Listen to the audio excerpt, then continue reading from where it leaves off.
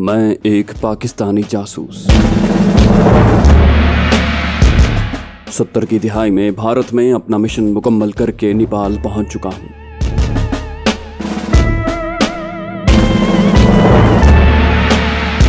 पूरी कहानी सुनने के लिए चैनल को सब्सक्राइब कीजिए और वीडियो को लाइक कीजिए और कमेंट करके बताइए कि आपको हमारी वीडियो कैसी लगी। आइए कहानी की तरफ चलते हैं।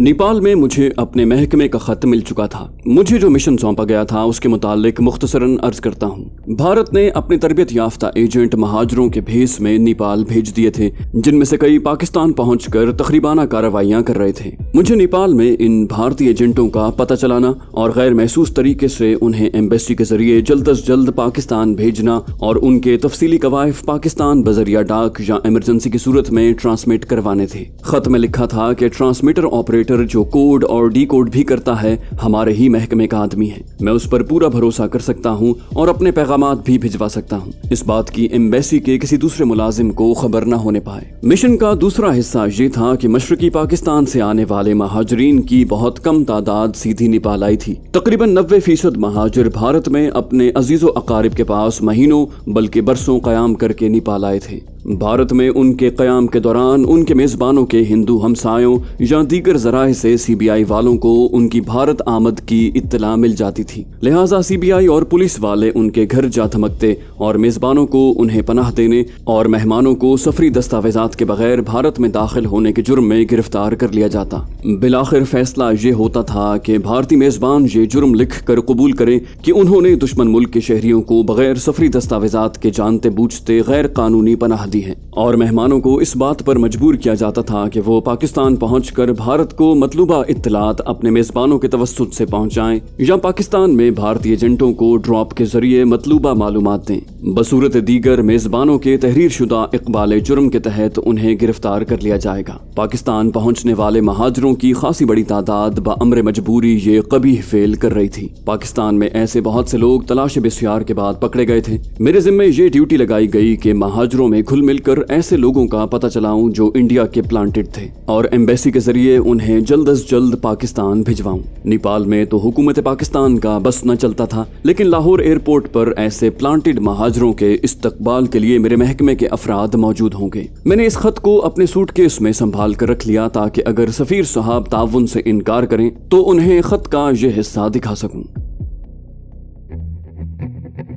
अगले रोज मैं फिर सिफारत खाने गया, लेकिन इमारत के अंदर जाने की बजाय लॉन में मौजूद सैकड़ों महाजरों के दरमियान ही घूमता रहा। गुज़िश्ता रोज गार्ड की मुरम्मत का चर्चा हर एक की जबान पर था। उनमें से बेशतर का ख्याल था कि मुझे हुकूमत पाकिस्तान ने सिफारत खाने की धांधलियों की इंक्वायरी के लिए भेजा है। मैंने उन्हें दोबारा समझाया कि मैं भी उनकी तरह एक महाजिर हूँ। मैंने उनमें से चंद पढ़े लिखे लोगों को चुना और उन्हें कहा कि वो मुझे शाम 5 बजे अन्नपूर्णा होटल में मिलें ताकि हम बाहम सलाह मशवरा करके बेहतरी की कोई तदबीर करते हैं। शाम 5 बजे मैं लॉबी में आया तो उन लोगों के अलावा 30-40 महाजिर होटल के वसी लॉन में खड़े थे। मेरे पूछने पर उन्होंने बताया कि बावजूद हजार मना करने के ये सब आपसे मिलने चले आए हैं। सर्दी से ठिठुरते मैले कुचैले कपड़ों में मलबूस इन महाजिरों को होटल की इंतजामिया लॉबी में भी दाखिल न होने देती थी। निस्बतन बेहतर लिबास में लॉबी में बैठे महाजिरों से मैंने पूछा कि क्या कोई ऐसा होटल या रेस्टोरेंट है जहां हम सब चाय पी सकें। उन्होंने बताया कि एक सिख का शेर पंजाब नामी रेस्टोरेंट है, वहाँ जगह भी काफी है और मालिक महाजर दोस्त भी है। मैंने उन्हें कहा कि वो इन सबको अपने साथ लेकर वहाँ चलें। मैं भी उनके पीछे ही वहाँ पहुँचता हूँ। वो सब शेर पंजाब होटल को चले और थोड़ी देर बाद मैंने भी रिक्शा पकड़ लिया और उधर की राह ली। हम तकरीबन साथ ही उस रेस्टोरेंट में पहुंचे। रेस्टोरेंट का मालिक खुद ही गद्दी पर बैठा हुआ था। मैं उसके पास गया और पंजाबी में कहा कि मेरे इन मेहमानों को चाय और केक रस दें। मुझे पंजाबी बोलते देखकर वो गद्दी से उठकर नीचे आया और बड़ी बेतकल्लुफी से मुझे गले लगाते हुए बोला, बल्ले बल्ले जी, अज ते शेर पंजाब च पंजाब दा शेर आया होया है। मैं समझा सरदार जी की ये बेतकल्लुफी सिर्फ पंजाबी जबान बोलने की वजह से थी। वो गालिबन अपनी मादरी जबान बोलने और सुनने को तरसा हुआ था, वरना उसे मेरी असलियत का कैसे इल्म हो सकता था। मेरे चाय के ऑर्डर देने पर उसने रेस्टोरेंट में काम करने वाले लड़कों को सारे टेबल और कुर्सियां साफ करने और मेहमानों को चाय और केक रस पेश करने का हुक्म दिया। मैंने उसे बताया कि मैं पाकिस्तानी मुस्लिम और साबिका मशरकी पाकिस्तान से जान बचाकर और भारत में कई बरस छुपता छुपाता आखिरकार यहाँ पहुंचा हूँ। सरदार सरदार जी मुस्कुराते हुए मेरी बात सुनते रहे। मैं खामोश हुआ तो बोले, बादशाहो साडे कोलों असली गल ना छुपाओ, सानू सब पता है तुसी कौन हो। मैं 6 महीने जलिंदर रह के हुणी वापस आया ते ਉਹ ਅਖਬਾਰ ਵੀ ਨਾਲ ਲਿਆਇਆ ਜਿਸ 'ਚ ਤੁਹਾਡੀ ਫੋਟੋ ਛਪੀ ਹੈ। ਤੁਸੀਂ ਤਾਂ ਪੰਜਾਬੀਆਂ ਦਾ ਨਾਂ ਰੋਸ਼ਨ ਕਰ ਦਿੱਤਾ ਹੈ। मैंने सरदार जी को कहा, वाहिगुरु दे वास्ते चुप करो ते हौले बोलो, मैं हुण भी दुश्मना विच फंसिया हुआ। सरदार जी खुशी से बेहाल हो रहे थे, कहने लगे कि तुम्हारा राज सिर्फ मुझ तक ही रहेगा और मेरी कृपान तुम्हारे दुश्मनों का सर उतार देगी। मुझे ऐसा महसूस होने लगा कि सरदार जी जज्बात से बेकाबू होकर वहीं अपनी कृपान निकाल कर हवा में लहराने लग जाएंगे। मैंने उन्हें समझा बुझा कर गद्दी पर बैठने को कहा तो वो कहने लगे कि पहले मेरे साथ किचन में चलो। मैं मजबूरन उनके साथ हो लिया। किचन में उन्होंने जिंदा मुर्गों के डरबे से एक मुर्गा निकाला और छुरी मेरे हाथ में देते हुए कहा कि इसे ज़िबाह करो। मैंने मुर्ग ज़िबाह किया तो उन्होंने कहा कि अब मैं इसे आपके लिए रोस्ट करूंगा। सारे नेपाल में मुसलमानों के तरीके से ज़िबाह जानवर का गोश्त नहीं मिलता, इसे आप यहाँ खाएं और हमरा ले जाएं, ये आपकी मर्जी। सरदार जी की वालेहाना और पुरखुलूस दावत को मैं ठुकरा न सका और अपने मेहमान महाजरों के साथ बैठकर चाय पीने लगा। मैंने जिन महाजरों को अन्नपूर्णा होटल में बुलाया था उन्होंने बताया कि वहाँ उनके हमरा आए हुए बहुत से ऐसे महाजर भी हैं जिन्हें इस शदीद मौसम में कई रोज से चाय का एक प्याला तक नसीब नहीं हुआ। पाकिस्तानी एम्बेसी की तरफ से उन्हें यूएनओ महाजर फंड से फी कुंबा सिर्फ 30 रुपए माहवार अलाउंस मिलता है। अफराद खाना 2 हो या 10, अलाउंस की रकम सिर्फ 30 रुपए ही मिलती है। नेपाल के हुक्मरान शाह बरिंदर ने अपनी सालगिरह पर जो 20,000 कंबल महाजरों में तकसीम के लिए एम्बेसी को दिए थे वो महाजरों में तकसीम करने की बजाय बाजार में बेच दिए गए। यूएनओ से भी जो दूध के डब्बे, कपड़े और अद्वियात भेजी जाती हैं वो सीधी बाजार में पहुंच जाती हैं। उनकी बातों पर यकीन न करते हुए अगले 2-3 रोज मैंने उनके हमरा खुद बाजार जाकर इन इल्जामात की तस्दीक की। उन्होंने 100% दुरुस्त कहा था। ये उस हुकूमत के नुमाइंदों का कारनामा था जो पाकिस्तान को दोलख्त करने की जिम्मेदार थी और रोटी, कपड़ा और मकान के इंतखाबी नारे के बायस कायम हुई थी। चाय पीने के बाद मैंने रेस्टोरेंट में मौजूद सब महाजरों को इकट्ठा किया, उन्हें दिलासा दिया और सबको 1-1 100 रुपया देकर कहा कि उनकी मुश्किल के दिन अब इंशाल्लाह बहुत जल्द खत्म हो जाएंगे। मैं भी उन्हीं की तरह एक महाजिर हूँ और अपने साथ जो थोड़ी बहुत रकम लाने में कामयाब हुआ हूँ उसे उनकी जायज और अशद जरूरियात पर खर्च करने में दरेग न करूंगा। चूंकि मैं हर एक से जाती तौर पर मिल नहीं सकता था और ना ही उनकी जरूरियात का मुझे इल्म है, इसलिए वो 10 मुखलिस और बेलौस ऐसे नुमाइंदे चुन लें जिन पर सबको भरोसा हो और वो नुमाइंदे मुझसे हर रोज शाम 5 से 6 के दौरान मेरे होटल में राब्ता करें। मैं उनकी मुश्किलात का मदावा करने की इंशाअल्लाह हर मुमकिन कोशिश करूंगा। मेरी दी हुई मामूली रकम पाकर उनके पजमुर्दा चेहरों पर खुशी, इत्मीनान और उम्मीद की जो रौनक पैदा हुई थी और मुझे जो इत्मीनान कल्ब मिला था उस पर दुनिया भर के खजाने भी हेज थे। इन बातों को बताने का मकसद वल्लाह मुझे अपनी बड़ाई जताना नहीं बल्कि उन बेकस और बेबस महाजिरों की हालत जार बयान करना मकसूद है। आप सब सुनने वाले साहिब दिल हैं। सिर्फ एक छोटा सा वाकया पेश खिदमत है, इसे सुनकर मेरे दिल की जो हालत हुई सो हुई। आप सुनेंगे तो आपकी आंखें भी भर आ जाएंगी। फील्ड मार्शल अयूब खान ने अपने दौरे इख्तदार में नेपाल का सरकारी दौरा किया था। इस दौरे की याद में नेपाली हुकूमत ने काठमांडू के सबसे बड़े बाग रत्ना पार्क का नाम अयूब पार्क रखा। ये हमारे लिए बाइस सद फख्र था कि काठमांडू में सबसे बड़ा पार्क हमारे साबिक सरबराह मुमलिकत के नाम से मंसूब है। ये अयूब खान की नहीं बल्कि इस्लामी जमहूरिया पाकिस्तान की इज्जत अफजाई थी। काठमांडू पहुंचने के चंद रोज बाद मेरी इन गुनाहगार आंखों ने उसी अयूब पार्क में नौखेज पाकिस्तानी महाजिर लड़कियों को सिर्फ 5 रुपए और खाने के इवज जिस्म फरोशी पर मजबूर होते देखा। उस वक्त और उसके बाद नेपाल में कयाम के दौरान मैंने ये जिल्लत और रुसवाई दोबारा न होने दी। लेकिन नेपाल से मेरी वापसी के बाद अयूब पार्क भी वहीं था, बेकस व बेबस महाजिर भी वहीं थे और बेहिस सिफारती नुमाइंदे भी वहीं थे। मुझे जो रकम हाजी मस्तान और यूसुफ पटेल ने दी थी उसका बेहतरीन मसरफ मेरी नजर में इन जरूरतमंदों की मदद थी, लेकिन उनकी तादाद और जरूरियात के मुकाबले में वो रकम बहुत कम थी। मैंने उसी रात हाजी मस्तान से फोन पर राब्ता किया और उसे इन महाजरों की हालत जार बताकर कहा कि अगर वो और यूसुफ पटेल इनकी मदद करने के ख्वाह हो तो वो दोनों खुद आकर या अपने नुमाइंदे भेजकर उनकी माली इमदाद करें। हाजी मस्तान ने पहले तो मुझसे बखैरियत काठमांडू पहुंचकर इत्तला न देने का शिकवा किया और फिर कहा कि मैं यूसुफ पटेल से बात करके उसे इस कार खैर में शरीक होने का कहूंगा। वो शामिल हो गया तो बहुत बेहतर, वरना परसों मेरा आदमी 30 लाख रुपए आपको होटल में पहुंचा देगा। उसके दिए हुए दिन और वक्त के मुताबिक बजरिया जहाज हाजी मस्तान का एक आदमी जिसने मुझे बंबई में बखूबी देखा हुआ था मेरे होटल आया और 50 लाख रुपए मुझे देते हुए कहा कि 30 लाख हाजी मस्तान ने और 20 लाख यूसुफ पटेल ने भेजे हैं। वो जल्दी में था क्योंकि उसे उसी जहाज से वापस बंबई जाना था। उन दोनों के खतूत भी, जिनमें और बातों के अलावा ये तहरीर था कि अगर मजीद जरूरत हो तो फोन कर दें। उसने मुझे ये भी कहा कि हाजी मस्तान और यूसुफ पटेल मुझे 11 बजे रात के लगभग फोन करेंगे। रात को उन दोनों की मुझसे फोन पर बात हुई। मैंने उनका शुक्रिया अदा किया और उन्होंने मजीद इमदादी रकम भेजने का भी वादा किया। अब मेरे पास इतनी रकम थी कि मैं खुले हाथ से इमदादी काम शुरू कर सकता था और महाजरीन से अपने मिशन के लिए मालूमात भी आसानी से हासिल कर सकता था। आइंदा 2-3 दिन जरूरतमंद महाजरों की फहरिस्तें तैयार करने में लग गए। इन फहरिस्तों में काठमांडू में मुकीम सब महाजरों के नाम दर्ज नहीं थे। मुझे बताया गया कि 200 से जायद ऐसे महाजर कुंबे हैं जो फारिगुल बाल हैं। मैंने कहा कि मुझे उन महाजरों के महल्लेदारों या कम अज कम उसी शहर के रहने वालों और जहाँ पर उनसे ज्यादा रब्त ज़ब्त रखने वालों से मिलना है। फहरिस्तें बनाने वालों ने मुझे कहा कि 2-3 रोज में वो मुझे इन मतलूबा लोगों से मिला देंगे। अगले रोज मैं सिफारत खाने गया। वहाँ मेन गेट के दोनों अतराफ मेरी हिदायत पर फहरिस्त बनाने वाले महाजरों ने 2 बड़े कार्ड बोर्ड्स पर जली हुरूफ में ये लिख कर लटका दिया था कि माली इमदाद, अद्वियात और कपड़ों के जरूरतमंद फहरिस्त में अपना नाम, पता और रजिस्ट्रेशन नंबर दर्ज करवाएं। तस्दीक के फौरी बाद उनकी जरूरियात पूरी कर दी जाएंगी। फहरिस्त में धड़ाधड़ नाम दर्ज हो रहे थे। मेरे मना करने के बावजूद फहरिस्त तैयार करने वालों ने मुझे उठकर सलाम किया। मैं एम्बेसी में दाखिल हुआ तो मुझसे मार खाए हुए गार्ड समेत सब गार्ड्स ने मुझे सैल्यूट किया। सफीर के पीए के पास गया तो उसने उठकर खैर मकदम किया और सफीर को मेरी आमद की इत्तला दी। सफीर ने मुझे फौरी बुलवा लिया। उनके पास फर्स्ट और सेकंड सेक्रेटरी बैठे हुए थे। सफीर ने उनसे मेरा बहैसियत महाजिर तारुफ करवाया। ये महज मुझे दिखाने के लिए था। मुझे बाद में मालूम हुआ कि गार्ड को मारने वाले रोज ही सफीर ने उन्हें मेरी असलियत बता दी थी। सफीर तो खामोश बैठा रहा, लेकिन सेकंड सेक्रेटरी, जिसका असल ओहदा मैं बवजूह नहीं बता सकता, वो बोला, ये क्या तमाशा हो रहा है? उस रोज तुमने गार्ड को मारा और आज महाजरों को इमदाद देने का ऐलान किया जा रहा है। ये एम्बेसी के कामों में सरीहन दखल अंदाजी है। मैंने जवाब दिया कि गार्ड को तो मैंने उसकी बदतमीजी पर मारा है और जो भी बदतमीजी करेगा उसका बिला तखसीस बुरा हशर करूंगा।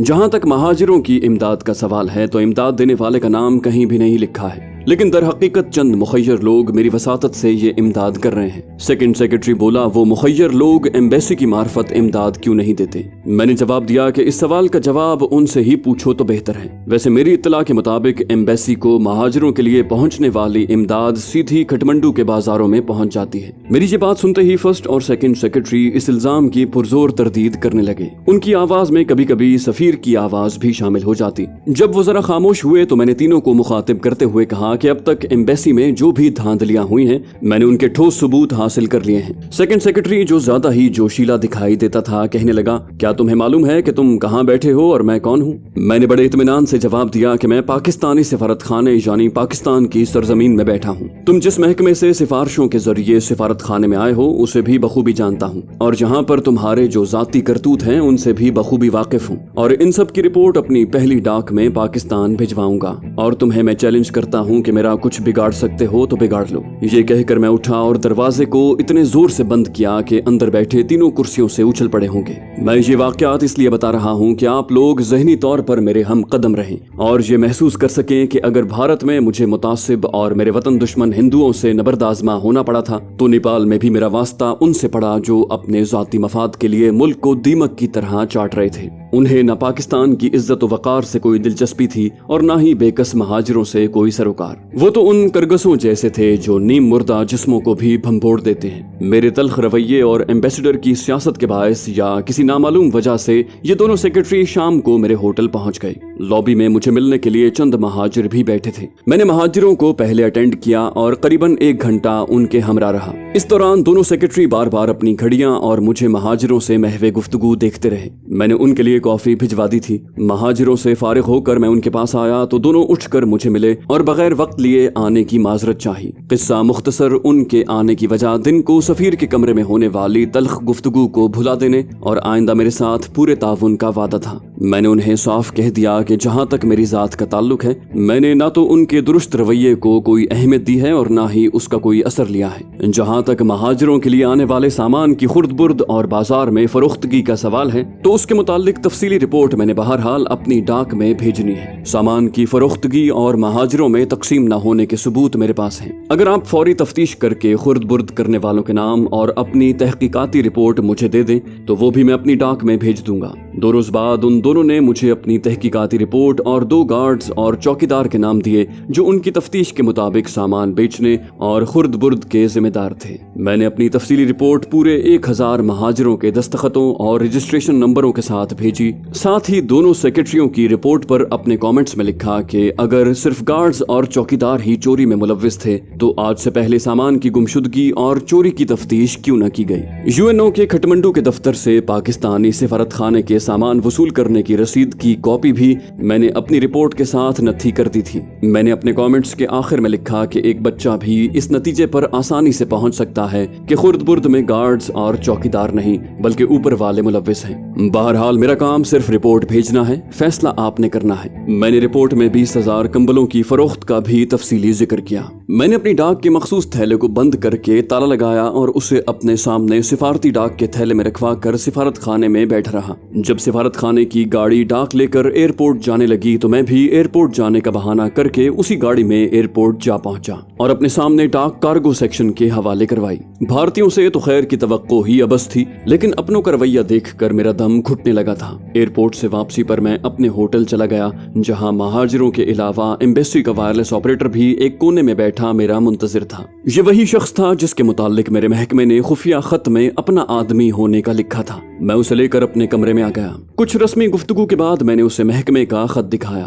खत देखने के बाद तो वो फट पड़ा और उसने मेरे खिलाफ होने वाली अपनों की 2 ऐसी खुफिया साजिशों का बताया कि मेरी आंखें फटी की फटी रह गईं। उसने बताया कि सफीर साहब ने एक पैगाम वजारत खारजा को ट्रांसमिट करवाया है कि मैं सिफारत खाने के सरकारी कामों में दखल अंदाजी कर रहा हूँ और महाजिरों को सिफारत खाने पर हमला करने और सिफारती नुमाइंदों को हलाक करने की तरगीब दे रहा हूँ। इस काम के लिए मैं भारत से बहुत सारे रुपए भी लाया हूँ और महाजिरों में तकसीम करके उन्हें अपना हमनवा बना रहा हूँ। सफीर ने सवालिया निशान के साथ ये लिखा है कि क्या ये मुमकिन नहीं कि भारतीय हुकूमत ने मुझे ये रुपया इस काम के लिए दिया हो। दूसरी साजिश ये बताई कि सफीर ने 2 नेपाली जराइम पेशा अफराद को घर पर बुलाकर कुछ हिदायत दी हैं। हिदायत क्या हैं उसका तो इल्म नहीं, लेकिन आज जब आप सिफारती डाक वाली गाड़ी में बैठ रहे थे तो उन दोनों नेपालियों ने सेकंड सेक्रेटरी के कमरे से निकलकर आपकी खुफिया तौर पर तस्वीरें उतारी थीं। उन्हें तस्वीरें उतारते मैंने खुद देखा है। चूंकि आपके मुतालिक मुझे महकमे से हिदायत मिल चुकी हैं, इसलिए मैं आपको इन बातों से आगाह करने चला आया।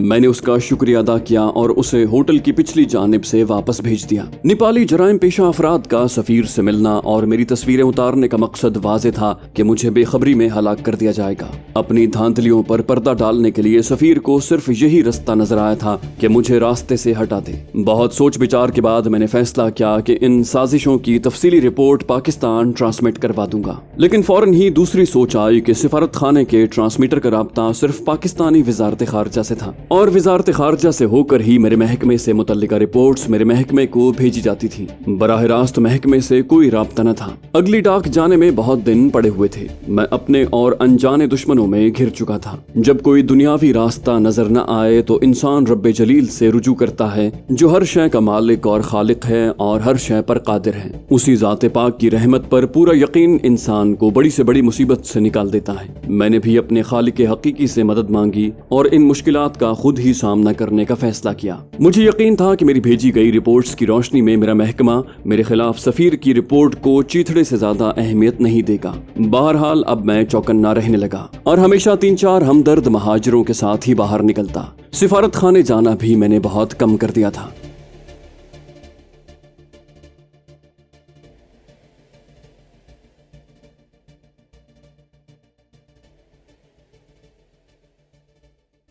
तो दोस्तों ये थी हमारी आज की एपिसोड। उम्मीद करते हैं आपको हमारी कहानी पसंद आई होगी। जाने से पहले इस वीडियो को लाइक कीजिए और शेयर करना मत भूलिए। कमेंट करके हमें बताइए कि आपको हमारी वीडियो कैसी लगी। और अगर अभी तक आपने इस चैनल को सब्सक्राइब नहीं किया तो इसे सब्सक्राइब कीजिए और बेल आइकन दबाकर ऑल नोटिफिकेशंस ऑन कर लीजिए।